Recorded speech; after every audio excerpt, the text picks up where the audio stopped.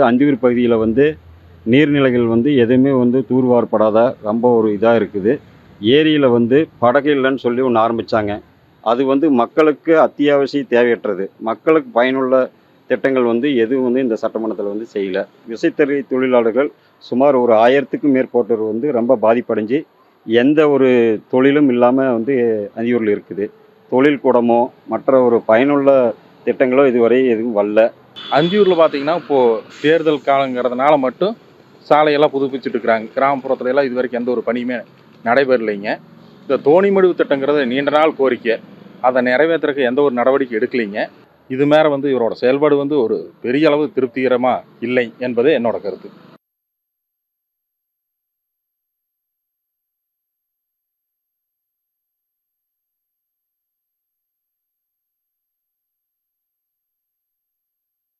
இதில் பிரச்சனை தீராத பிரச்சனைனா டிச்சு பிரச்சனை பெரும் பிரச்சனையாக இருந்ததுங்க.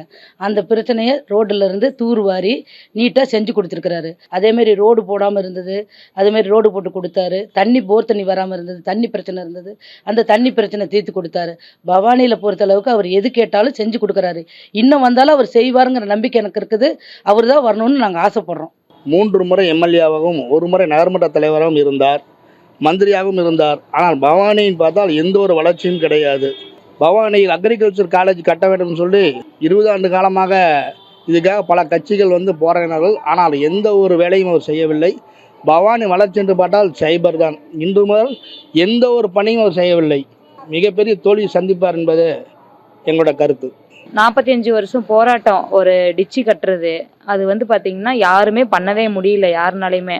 அந்த விஷயத்தை எடுத்து கிட்டத்தட்ட ஒரு 40 லட்ச ரூபாய் செலவு பண்ணி காங்கிரீட் ரோடு அமைச்சு டிச்சியை சரி பண்ணி டிச்சு சாக்கடை வசதி போட்டு கொடுத்தாரு. மறுபடியும் அவரே என்னன்னா அவரு தான் வருவார். அவரை தவிர யாருமே பவானியில் வரதுக்கு வாய்ப்பே கிடையாது. ஏன்னா அந்த அளவுக்கு அவரு மக்களாக இறங்கி பணி செஞ்சுட்டு இருக்கிறாரு.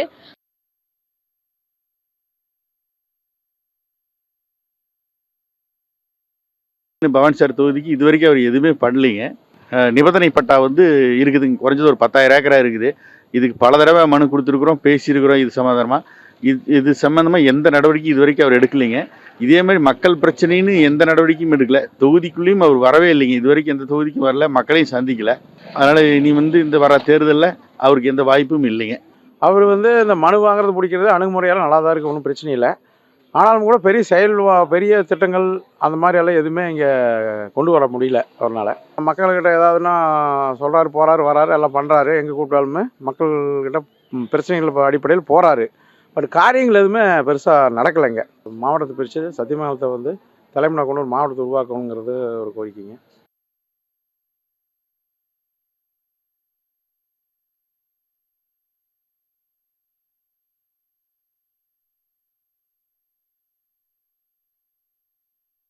இந்த கிழக்கு சட்டமன்ற தொகுதியில் மக்களுடைய அடிப்படை பிரச்சனைகள் தீர்க்கப்படாமல் இருக்கிறது.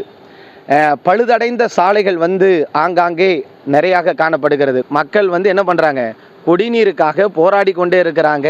மாவட்ட ஆட்சியரிடம் பலமுறை மக்கள்கள் புகார் கொடுத்தும் துறை சார்ந்த அதிகாரிகள் இன்று வரை நடவடிக்கை எடுக்காமல் இருக்கிறாங்க. பாதாள சாக்கடை பிரச்சனை இன்னும் தொடர்ந்து கொண்டே தான் இருக்கிறது. எம்பியோ எம்எல்ஏக்களோ யாருமே தொகுதி பக்கமே வர்றதில்லை. வர்றாங்க, எங்கேயோ ஒரு பக்கம் பேசிட்டு போயிடுறாங்க. பயங்கரமாக கொசு தொல்லை இருக்குது. டீச்சர்லாம் சுத்தம் பண்ணணும், அதுவும் செய்ய மாட்டேங்கிறாங்க. எல்லாம் நிர்வாகமே முடங்கி கிடக்குது.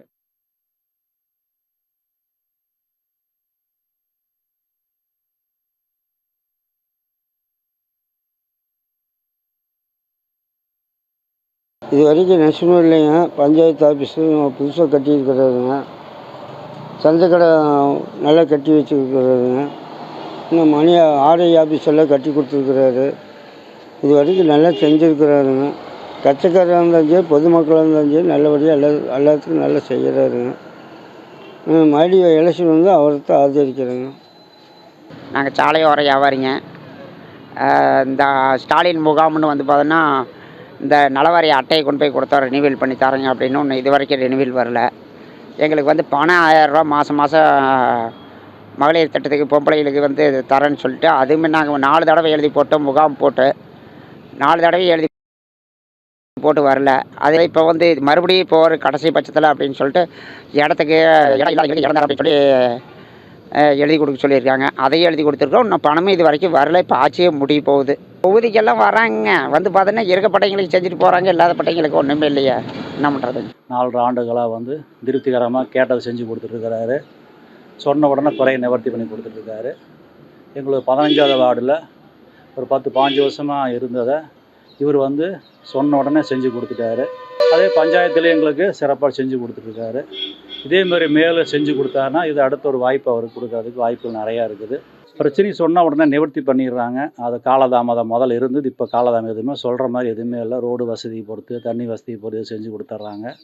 எல்லாமே சிறப்பாக இருக்குது.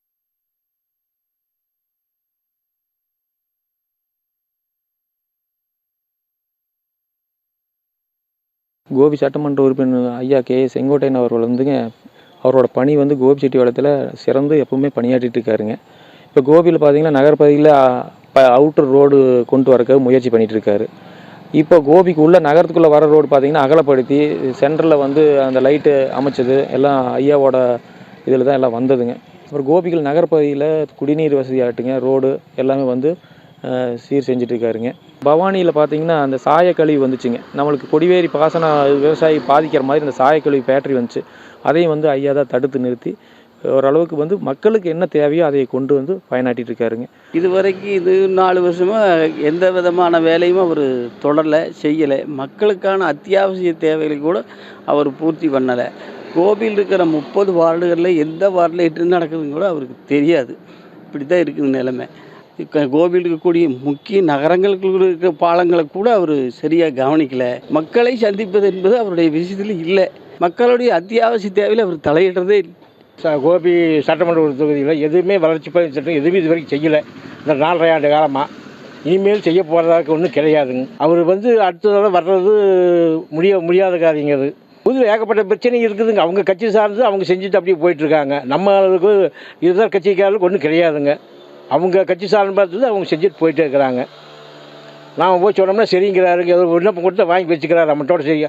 அது மாதிரி எந்த நடவடிக்கை எடுக்கிறாரு ஒன்றும் இது வரைக்கும் ஒன்றும் கிடையாதுங்க. 45 வருஷமாக நல்லா பண்ணிக்கிறாரு கோபிக்கு. இங்கே எங்களுக்கு மார்க்கெட்டுக்கு வந்து 28 லட்ச ரூபா கொடுத்து வாடகை இல்லாமல் நல்லது பண்ணிக்கிறாருங்க. இது வரைக்குமே கேட்டு காசு இல்லை விவசாயிகளுக்கு. எங்களுக்கு இப்போ தான் கேட்டு காசு கொடுத்துருக்குறோம். அங்கே போனால் புது மார்க்கெட் போனால் 100 ரூபா. அதனால் இங்கே வந்து பல சலுகையில் எங்களுக்கு பண்ணிக்கிறாரு. அது அதிகத்தில் ஜெயிப்பாருங்க, சுயாட்சியெல்லாம் ஜெயிப்பாருங்க. அந்த அளவுக்கு செல்வாக்கு இருக்குது.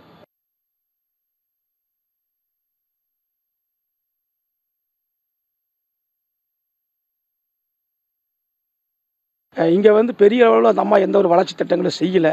குறிப்பாக தாலுக்கா அலுவலகமெல்லாம் கட்டணம் கட்டி பாதியில் நிற்கிதுங்க.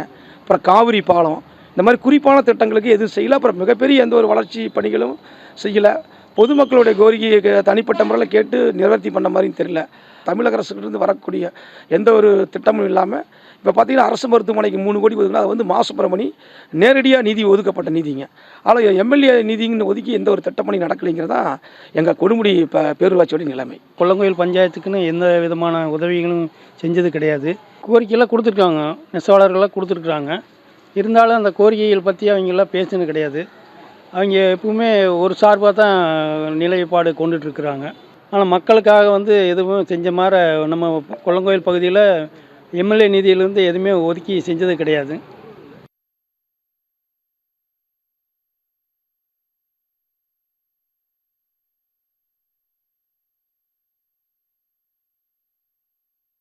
பெருந்துறை தொகுதியில் செயல்பாடுகள் நல்லா இருக்குது அப்படிங்கிறத வந்து நம்ம பொதுவாக சொல்லவும் வழி இல்லை. இருந்தாலும் எப்பவும் ஒன்று அன்றாட காட்சிகளுக்கு ரோடு வசதிகள் இதெல்லாம் எதுவும் வந்து யாரும் செய்யாதவர்களே அப்படியே போட்டதாச்சும் இருக்காங்க. என்ன எல்லாம் கொஞ்சம் சீரழிஞ்சு நம்ம சட்டமன்ற உறுப்பினர் பார்த்து நல்லபடியாக செஞ்சு கொடுத்தாருன்னா எல்லாத்துக்கும் ஒரு நல்லதாக இருக்கும். வருஷத்துக்கு ஒரு வேலை செய்கிறதுக்கு நம்ம பார்த்தா மாதத்துக்கு ஒரு வேலை செய்கிற சுச்சுவேஷனில் இருக்குது. இதெல்லாம் அவரோட நாலேஜை கொண்டு போய் கொடுத்து எல்லாம் எங்கள் ஏழைகளுக்குள்ள ஓரளவுக்கு நல்லபடியாக செஞ்சு கொடுத்தாருன்னா ஒரு நல்லாயிருக்கும்.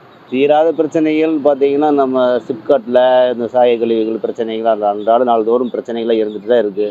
ஒரு குறிப்பிட்ட ஏரியாவில் பார்த்திங்கன்னா தண்ணி பிரச்சனையாக தான் போயிட்டு இருக்குது. ஜேகே எம்எல்ஏ வந்து இந்த 4.5 வருஷத்தில் என்ன கவர்மெண்ட் என்ன இது அலாட் பண்ணுதோ அதை மட்டும் தான் செய்ய முடியும். அதிகபட்சம் ஒன்றும் செய்ய முடியாது. எதிர்க்கட்சியில் இருக்கார். அவருடைய தனிப்பட்ட செயல்பாடு வந்து சிறப்பாக இருக்குது. அவருடைய இதெல்லாம் தனிப்பட்ட முறையில் எதுவும் சொல்ல முடியாது. என்ன கவர்மெண்டோட இதோ அதை கரெக்டாக செயல்படுத்துகிறாரு. 100% அவர் தான் வருவார். ஆளுங்கட்சியாக இருந்தால் கொஞ்சம் செய்யலாம், எதிர்கட்சிங்கிற போது செய்கிறது சிரமம் தானுங்க. அவரோட இதுக்கு ரொம்ப குறைவாக இருக்கிற மாதிரி தெரியுது. பொதுமக்களுக்கு அப்படி ஒன்றும் பெருசாக செஞ்சிடலைங்க இந்த 5 வருஷத்தில்.